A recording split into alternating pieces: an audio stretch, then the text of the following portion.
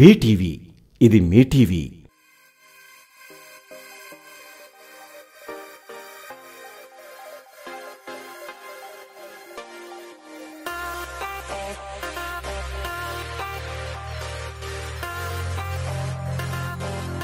ఈ వేదిక ద్వారా నా స్వరాన్ని మీ దాకా అందించే గొప్ప అవకాశం కల్పించిన జనసేన పార్టీకి నేను కృతజ్ఞతలు తెలుపుకుంటున్నాను.